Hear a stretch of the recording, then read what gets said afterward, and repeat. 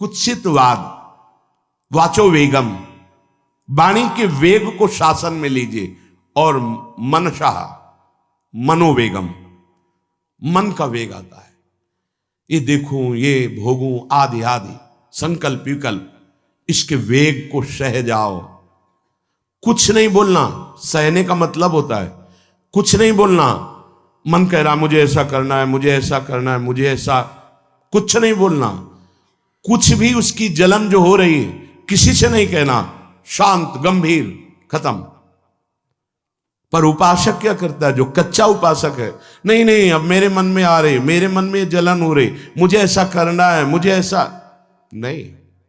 शांत, ना बोलना है जो मन में आ रहा है, ना उसकी जलन पर ध्यान देना है, अपने मंत्र नाम उपासना कर्तव्य में लगे रहो, शांत हो जाएगा। इसके शांत करने की युक्ति है, इसे मतलब मत रखो। जैसे एक पागल आदमी रोड में खड़े तुम्हारे ऊपर कंकड़ फेंके, थूके, गाली दे, तो अपने लोग क्षमा भाव से कि वो पागल है, ऐसे मन अभी पागल है, इसके निर्णय पे ना हो। ये क्षण क्षण में बदल, इसको भजन से मतलब नहीं है, इसको क्षण क्षण में नवीन नवीन प्रपंच चाहिए। ये मनशा वेगम, मनोवेगम, इसका स्वरूप यही है, यही बंधन और मोक्ष का कारण है। ये क्षण क्षण में प्रपंच चाहता है। 5 ज्ञानेंद्रियों के द्वारा ये जाल रचा करता है जीव को फंसाने का। जहां हो, जैसी परिस्थिति में हो, बहुत अच्छी परिस्थिति भगवान ने दी, उसी परिस्थिति में भजन कर ले जाओ। परिस्थिति बदलने की जरूरत नहीं है, भजन करने की जरूरत है। भजन कर ले गए तो स्थिति बदल जाएगी, परिस्थिति नहीं। परिस्थितियां कहीं भी अनुकूल नहीं होती, स्थिति अनुकूल बनाई जाती। भजन के द्वारा स्थिति, जीवन में कभी कोई परिस्थिति ही ऐसी नहीं रही जिसमें भजन किया जा सके। जीवन में पूरे, अगर पूरे जीवन के तारतम्य को देखते हैं तो एक कष्ट की वेदी पर स्वाहा ही स्वाहा होता रहा है। जीवन की आहुति केवल कष्ट पर, और आज भी कष्ट ही कष्ट।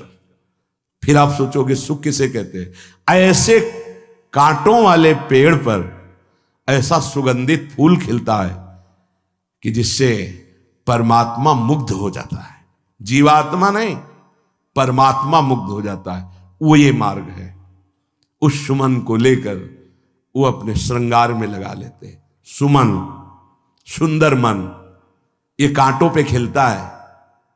जैसे गुलाब का फूल कांटों पे नहीं खिलता, हाँ ये कांटे हैं। हर द्वंद की पीड़ा को सहता हुआ जब उपासक आगे बढ़ता है तब सुमन खिलता है। उस सुमन को प्रियाजू अपने केश पास पे धारण करती है। उस सुमन को प्रियाजू अपने कर कमल में लेती है। अगर आप सहना नहीं सीखे, मांगे बनी रही हृदय की, ऐसा हो तो भजन हो सकता है, ऐसा हो तो भजन, तो लिख लो आप। मन बहुत चंचल है, इसको हर समय नवम नवम नवम, जहां जैसी परिस्थिति उसी में भजन करके निकल चलो। गृहस्थ में हो, विरक्त में हो, गांव में हो, शहर में हो, जहां जैसी परिस्थिति, परिस्थिति बदलने की कोशिश मत करो, स्थिति बदलने की कोशिश करो। जिनको लगता है परिस्थिति बदल जाएगी तो भजन होने लगेगा, नहीं। भजन होने लगेगा तो किसी भी परिस्थिति में भजन होने लगेगा। भजन नहीं तो किसी भी परिस्थिति में नहीं होगा, पक्का समझ लीजिए। इसलिए मनोवेगम, ये जो मन का वेग आ रहा है, इसको आप सहना सीखो और प्रियाजू पर भरोसा रखो। उनको जैसी परिस्थिति देनी होगी दे देंगी ना, भरोसा रखो। अगर मांग मुख से निकाल दी तो अधूरापन साबित हो जाएगा कि हमको ये खाना पीना, ये हमको पहनना, ये ऐसी परिस्थिति, ये ऐसी छोड़ दो। जोई जोई प्यारो करे सोई मोहि भावे। शांत हो जाओ, मन के वेग को सह जाओ। क्रोध वेगम, महाप्रभु कह रहे कुत्सितवाद विकार है। समस्त विकारों में प्रधान विकार होता है काम। काम से ही क्रोध का प्रादुर्भाव होता है। क्रोध एक वृत्ति है जो आने जाने वाली, स्थायी कोई नहीं है। जिस समय आपके अंदर क्रोध आए इस समय मौन होकर हट जाइए वहां से, तुरंत जाकर थोड़ा ठंडा पानी पिए, प्रभु के चरणारविंद की तरफ अपनी वृत्ति को ले जाने की कोशिश कीजिए। उस व्यक्ति से चिंतन हटाइए जिससे क्रोध आ रहा है, उस व्यक्ति की उस क्रिया से चिंतन हटाइए जिससे क्रोध आ रहा है, हट जाइए। ये क्रोध का वेग अगर आता रहा तो भजन करने पर भी अनुभव नहीं हो पाएगा। एक बार अच्छे से क्रोध आ जाए, अंदर हृदय जल जाए, तो 1 महीने भजन के प्रभाव को रोक देता है पूज्य बाबा के उसमें। फिर आप अगर 12 बार साल में आ गया तो क्या अनुभव में आ गया। इसीलिए 20-20, 50-50 वर्ष हो रहे हैं, कुछ अनुभव में नहीं आ रहा। बहुत सावधान। क्रोध हमारा नाश करता है, किसी और का नहीं। हमारे भजन का, हमारे हृदय के आनंद का, हमारी वृत्ति का बड़ा हल्का स्वरूप हो जाता है क्रोधी पुरुष का। इसलिए क्रोध को सहना है, उसके वेग को सहना है। वाणी के वेग, मन के वेग और क्रोध के। अगर क्रोध के वेग को सह गए तो अगला है हिंसा का वेग। वो अपने आप सह जाओगे, क्योंकि क्रोध से ही हिंसा होती है। हिंसा का वेग, वाणी के द्वारा बहुत हिंसा होती है। ऐसे कठोर वचन बोल दिए जाते हैं जो हृदय को चुभते रहते हैं। बाहर का डंडा लगा है, पिटाई हुई तो 2-4 दिन में ठीक हो जाएगा, लेकिन हृदय में जब पिटाई की जाती है कठोर वचन के द्वारा, तो 10 साल बाद अगर दिखाई दे तो फिर ये वो बोला था, ऐसा बोला था, वो हृदय में घाव बना रहता है। वाणी का हिंसात्मक स्वरूप प्रायः क्रोधी जनों में ही पाया जाता है। अगर क्रोध वेग को सह गए तो वाणी के द्वारा हिंसा नहीं होगी, और मन के द्वारा मलिन हृदय में हिंसा का भाव होता है कि चलो हम वैष्णव में मारेंगे तो नहीं, पीटेंगे तो नहीं आपको, लेकिन भगवान तुम्हारा नाश करेंगे, भगवान बहुत जल्दी, ऐसा भाव मन में, ये भी हिंसा है। शरीर के द्वारा तो ना वाणी के द्वारा, ना मन के द्वारा, ना शरीर के द्वारा। क्यों? उसके हृदय में भगवान बैठे हैं, हमको उनको रिझाना है, हमें निर्दोष होकर भगवत प्राप्ति करनी है। ये हजारों दोषों की पंक्तियां यहां हैं। कोई कह दे हम निर्दोष हैं, हमें लगता है कि यही सबसे बड़ा दोष है। नहीं तो अंदर देखा जाए ना, तो क्रम क्रम से धीरे धीरे निर्दोष हुआ जा रहा है प्रभु की कृपा से। कोई जन्म से निर्दोष नहीं होता, वो तो अवतार होते हैं भगवान के। एक पद में था, शरण जिसको ले ली हृदय से लगा, और विषय पंख से धीरे धीरे, क्रमशः विषय पंख से धीरे धीरे उसको हटाया। हित जो महाराज जी के लिए आया, हमारे हृदय को धीरे धीरे निर्विषय किया जा रहा है। और सहत सहत बाढ़े भगत ग्रहतन गुरु हितगार, इन दोनों का मिलान कर धीरे धीरे सहाते सहाते हमें निर्विषय किया जा रहा है। आचार्य चरण, इष्ट देव, गुरुदेव कर रहे हैं, हमको राजी रहना है। जैसी परिस्थिति है, जैसी भी हमें गुरुदेव रख रहे हैं, इष्ट देव रख रहे हैं, हमें राजी रहना है। इससे क्या होगा कि हमारे अंदर क्रोध नहीं आएगा, गुस्सा नहीं आएगा। नहीं, ये इतना बेईमान मन है कि इष्ट देव पे भी गुस्सा कर सकता है, ये आचार्य पे भी गुस्सा कर सकता है, ये परम कृपालु गुरुदेव पर भी गुस्सा कर सकता है। क्रोध वेग सह गए तो वाणी और मन और शरीर के द्वारा जो हिंसा का वेग है उससे बच जाएंगे। फिर कह रहे हैं उदर वेगम, उदर वेग भूख। आप लोगों को तो हमें लगता है कि इस वेग को सहना ही नहीं पड़ता। ये जो विरक्त गंगा किनारे घूमने वाले हैं, इनको ज्यादा इस वेग को सहना पड़ता था, क्योंकि प्रायः कभी ऐसे शाम के समय पहुंचना होता, जब आप गंगा किनारे नहीं रुक सकते तो आश्रम, अब वहां पूछ लिया तो पूछ लिया, नहीं पूछ लिया तो राधे श्याम पढ़े। अगर कोई मंदिर मिल गया तो हम आश्रम आदि कोई खोजना ही नहीं, गांव में तो जाना ही नहीं है, क्योंकि नवीन अवस्था में कभी गांव में भिक्षा भी नहीं मांगी, आकाश वृत्ति का ही आश्रय लिया जो शास्त्र सम्मत। गांव में कभी पूरे जीवन में किसी गांव में किसी एक रात्रि किसी घर में कभी शयन नहीं।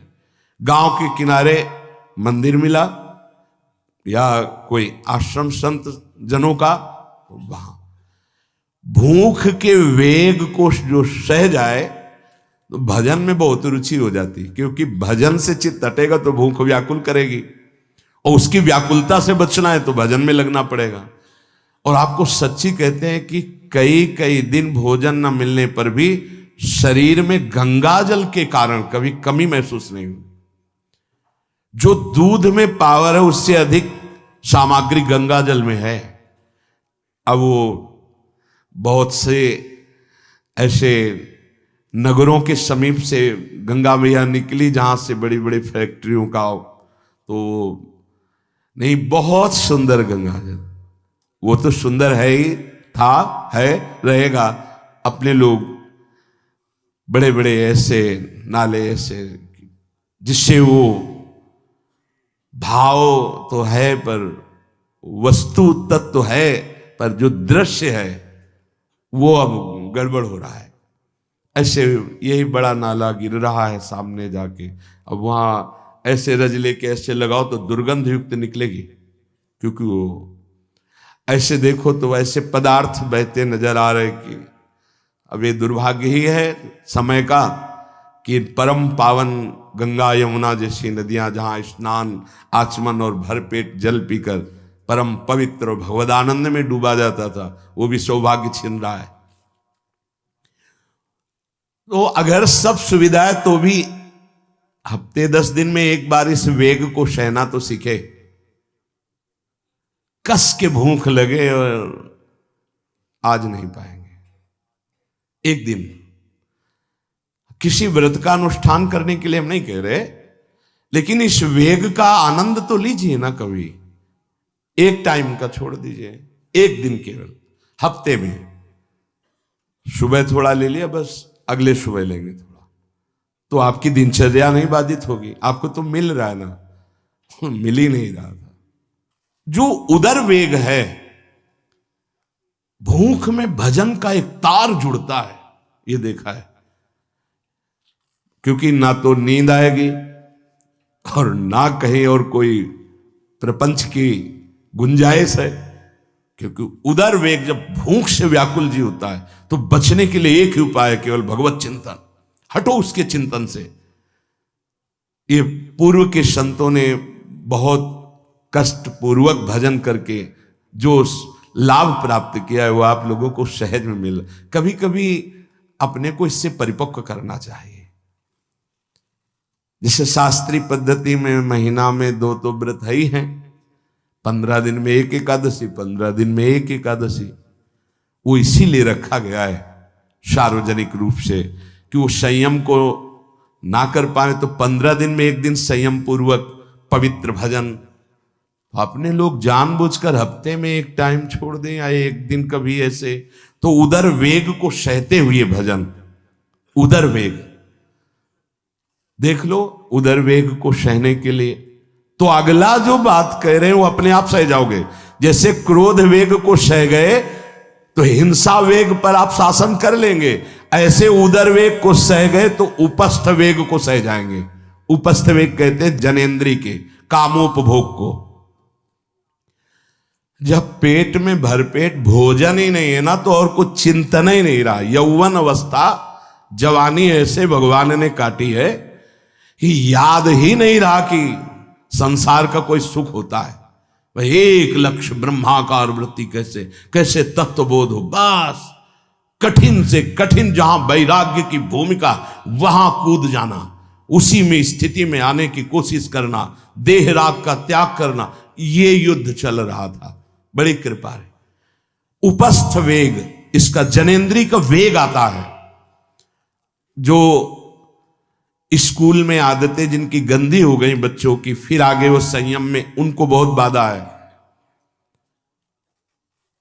कई ऐसी क्रियाओं से वो जानकारियां रख लेते हैं कि जो अपना सर्वनाश करने के लिए पर्याप्त है। उपस्थ का जब वेग आए तो सहने की सामर्थ्य उसी की आएगी जो उदर वेग को सह जाता है। पक्का। किसी उपासक को देखा बहुत शरीर कृश हो रहा है, तो पूछा क्यों, भोजन क्यों नहीं करते, आप ऐसे कैसे हो रहे, पहले तो आप ऐसे नहीं थे, आप तो पहले बहुत स्वस्थ थे, फिर क्यों, कहा ऐसे नहीं, बताइए क्या, ज्यादा आवश्यकता नहीं है, जीने के लिए बस प्राण पोषण के लिए डाल लेते हैं, क्योंकि जो शांति चाहिए वो तो इतने से ही मिलेगी ना। बहुत सुंदर, बहुत प्रसन्नता है, ठीक है, ठीक चल रहे हो आप, पर इतना पाते रहो कि सीढ़ियां चढ़ उतर ले, इतना पाते रहो कि आपका शरीर काम करे। बका हृदय में बहुत प्रसन्नता है, बहुत सुंदर। संयम में अपने आप को ले आना ये महात्मा का लक्षण होता है, चाहे स्त्री शरीर हो चाहे पुरुष शरीर हो। धन्याति धन्य, आप अपने आप को कस दीजिए, यही तो राग त्यागना ही। जो जवानी में अपने आप को जला दिया वो बुढ़ापे में चमकता है, ध्यान रखना। जो जवानी में उद्दंडता में समय व्यतीत किया वो बुढ़ापे में गंधाता है, ये भी ध्यान रखना। गंधाता वो अंदर जो दुर्गंध के पौधे थे ना, वो सब दुर्गंध फैलाते हैं। पूज्य श्री पंडित गया प्रसाद जी महाराज जी ने कहा, गृहस्थी में होते हुए भी 40 और 45 के बीच में काम विजयी हो जाना चाहिए, नहीं तो जीवन बिल्कुल बर्बाद हो जाएगा। जो कुछ गृहस्थ धर्म की सेवा है 40-45 के बीच तक हो जाए, मतलब 20 से 25 से ब्याह हुआ आपका, 40-45 तक लड़का बच्चा, इसके बाद अखंड ब्रह्मचर्य धारण कर लो। 40-45 से संयम में हो जाओ तो तुम्हारा जीवन सार्थक हो जाएगा।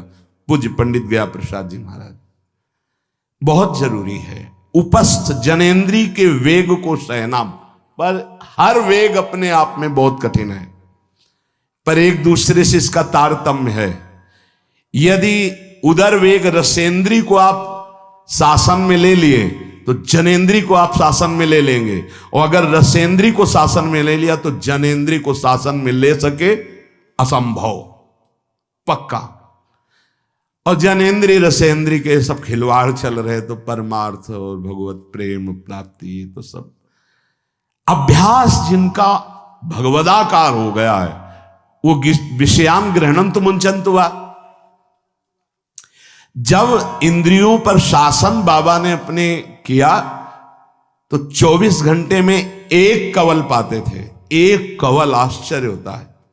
ऐसे सामने दाल रोटी सान ली गई और एक कवल जितना, बाबा सिद्धासन पद्मासन का से। और जब भगवदानंद ब्रह्मानंद में 70 घरों में एक दिन में भिक्षा में जाते थे, एक दिन भिक्षा। अब वहां गए तो एक कवल तो पाया ना, तो 70 कवल हो गए। विषयान ग्रहणंत मुंचंत हुआ, कोई फर्क नहीं पड़ा। पर हम क्या होता है कि स्थिति होती नहीं तो सिद्धों की नकल करने लगते नहीं। पहले हम साधक हैं, पहले हमारी इन वेगों पर विजय प्राप्त करने की वृत्ति आनी चाहिए।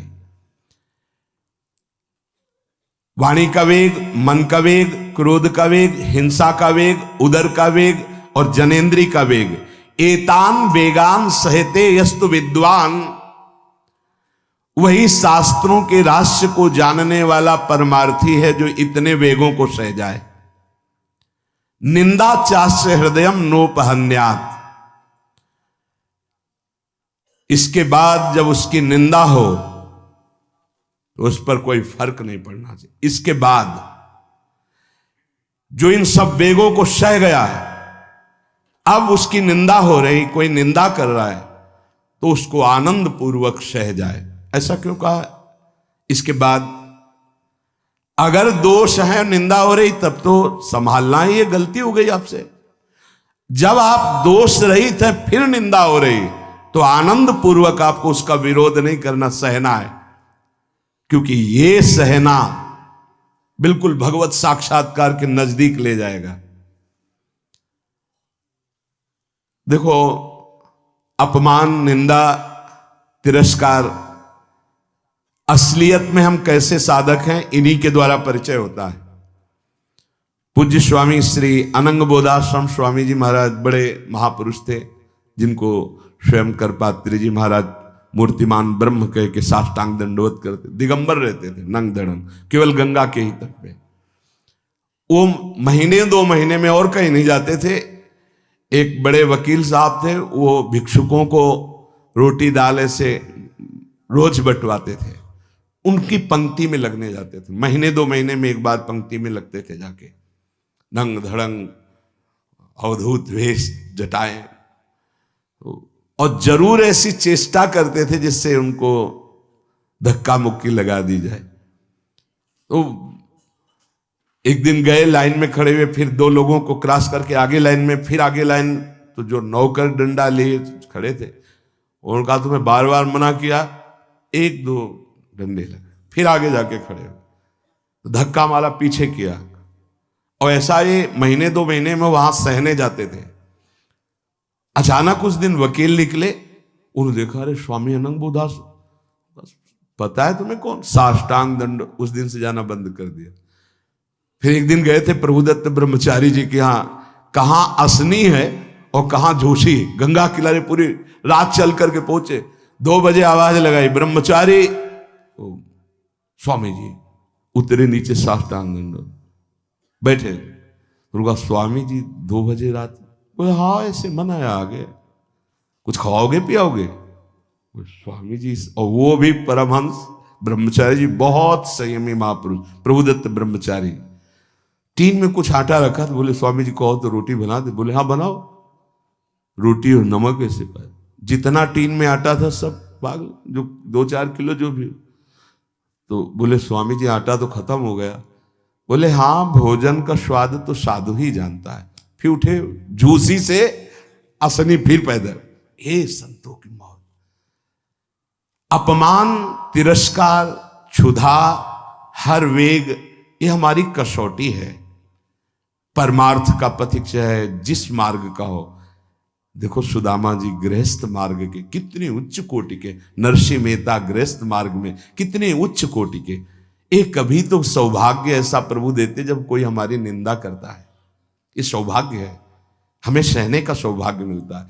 कभी तो कोई अपमान करता है जब, तो भगवान से प्रेरित होकर वो सौभाग्य मिलता है। ये साधक को उस समय चिड़चिड़ा नहीं होना चाहिए, उस समय मुस्कुराना चाहिए कि आज मेरी स्थिति का थर्मामीटर डाला जा रहा है, कैसे हो, नहीं आनंदित है। पर देख लो, प्रशंसा होगी तो चेहरा खिला हुआ गुलाब के फूल की तरह मिलेगा, और निंदा होगी तो ऐसे होगा। ऐसा नहीं होना चाहिए। नहीं करत जे अनसहन निंदक, तीनों पे अनुग्रह कियो। इसीलिए पूज्य बाबा कह रहे कि इसके बावजूद, अर्थात समस्त वेगों को सहन करने के बावजूद तुम्हारी जब निंदा हो और उसको सह जाओ, तब तुम परमार्थ के सूरवीर योद्धा कहे जाओगे। विपत्ति में सब साथ छोड़ देते हैं तो हृदय के भी साथी साथ छोड़ते हैं, ध्यान रखना।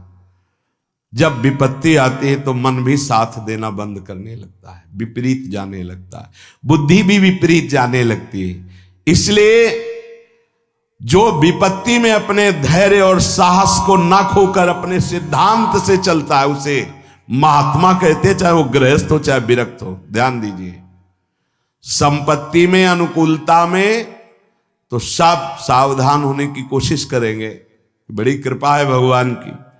यहां कहने विपत्ति में सब साथ छोड़ते हैं, ये जीवन में देखा है।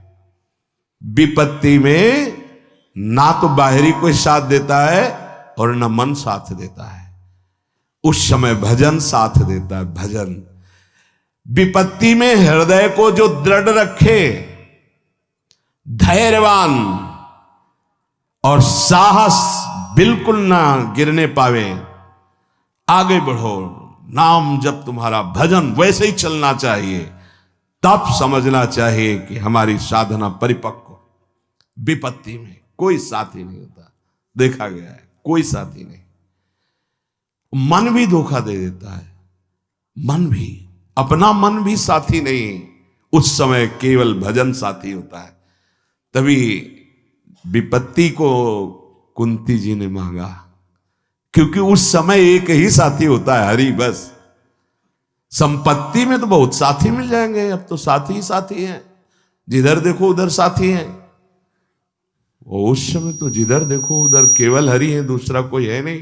ये बड़ा सुख मिलता है जब तिरस्कार और विपत्ति एक साथ होती है, तो सीधे प्रभु से फोन में बात होती, सीधे प्रभु होते हैं कि आपके सिवा को। इसीलिए बहुत प्रवीण है कुंती माता, इसीलिए कहा कि मुझे विपत्ति दीजिए जो हर कदम में आपका स्मरण कराती है।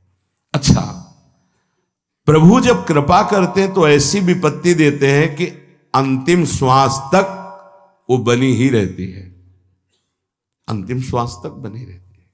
हर कदम पर जैसे गार्ड रखा जाता है ना, सावधान, यहां से ऐसे ऐसे ऐसे हर समय विपत्ति महारानी सावधान, तुम्हारा जीवन कभी भी नष्ट हो सकता है, किसी भी क्षण नष्ट हो सकता है, इसलिए हर समय लक्ष्य पे रखो अपनी दृष्टि प्रिया प्रीतम पे। ये कृपा होती। तो उपासक को जब विपत्ति मिले, सब साथ छोड़ दें, मन भी ना लगे, तब धैर्य और साहस दोनों को सुरक्षित रखते हुए साधना में समय आया है, परीक्षा आई है, फेल मत हो, धैर्य पूर्वक डटे रहो, निकल जाएगा। ये तूफान है, मन का तूफान है, माया का तूफान, निकल जाएगा, आगे बढ़ो। अगर भूल गए तो इससे बड़ी कोई हानि नहीं होगी, ध्यान देना। साहानिस्तन महच्छिद्रम सा चांद्र जड़ मूढ़ता यन्मुहूर्तम क्षणार्धम वा वासुदेवम न चिंतयेत। अये उपासक, वो मुहूर्त, वो आधा क्षण जिसमें आप अपने प्रभु को भूल गए, किसी भी प्रकार से अपमान को देखकर, निंदा को सुनकर, विपत्ति के चक, सबसे बड़ी हानि हो जाएगी। आधे क्षण के लिए भी प्रभु को नहीं भूलना। सबसे बड़ी त्रुटि अंधापन, जड़ता, मूर्खता होगी कि उपासक निंदा सुनकर अपमान की परिस्थिति में या विपत्ति में अपने प्रभु को भूल जाए। नहीं, एक क्षण के लिए भी नहीं, ना संपत्ति में भूलेंगे और ना विपत्ति में भूलेंगे। जो उपासक है वो ममता शून्य होता है, इसलिए उसका भजन नहीं रुक सकता। न शरीर पे ममता है, न किसी संबंधी पे ममता है, तो विपत्ति किस पे आएगी? इन शरीरों पर ही तो आती है। विपत्ति किस पे आएगी? संबंधों पर ही तो आएगी। तो उसका भजन क्यों नहीं रुकता? क्योंकि ममता शून्य है। इसीलिए इस ममता पर प्रहार गुरुदेव करते हैं, आचार्य शास्त्र करते हैं। ममता शून्य बनो, अपनी ममता केवल प्रियालाल से, तो भारी विपत्ति में भी हमारी ममता सुरक्षित श्यामा श्याम से, उनका चिंतन चलता है। एक एक कदम पर वो मुस्कुराते नजर आते हैं जब किसी का सहारा नहीं होता, किसी का भरोसा नहीं होता, कोई अपना नहीं होता है। ये जानबूझ करके किया जाता है, नहीं तो संसार में सबके कुछ न कुछ अपने होते हैं। संसार में कुछ न कुछ सपने होते हैं और कुछ अपने होते हैं। जानबूझकर सब सपने मिटाए जाते हैं और सब अपनेपन मिटाए जाते हैं। हमारा स्वप्न भी प्रभु होते, कल्पना, भावना, चाहत, गति जो हमारे प्रभु होते हैं, हमारा अपनापन भी प्रभु से होता है। अब व्यवहार में सब अपने हैं। अब देख लो, पहले एक बार अपनापन हटाया, ममता हटाई, प्रभु के चरणों में रखी, इसके बाद अब सबसे प्रभु भाव से नाते नेह राम के मने, अब कोई फर्क नहीं। पर अभी ममता से समता में नहीं पहुंचे, इसलिए ममता हटानी है। एक बार हटाओ, अपने शरीर से, अपने संबंध से, अपने इंद्रियों के भोगों से ममता हटाकर श्री जी के चरणों में। एक अहमता ममता ये जग में है दुखदाई, ये जब श्री जी की ओर लगे तो होत परम सुखदाई। उपासक को क्यों विघ्न नहीं पड़ता भजन में? क्योंकि उसकी कहीं ममता ही नहीं होती। अमुक पधार गए, वो तो मृत्यु लोक है, जाना ही है, राधा राधा राधा। बलराम ब्रजवासी बताते हैं कि उनके बगल में एक गृहस्थ भक्त थे, तो उनका पुत्र मथुरा गया तो एक्सीडेंट से पधार गया, और उनके 4 घंटे जप का नियम था, तो 2 घंटे हुए थे, वो जप रहे थे। सूचना है कि आपके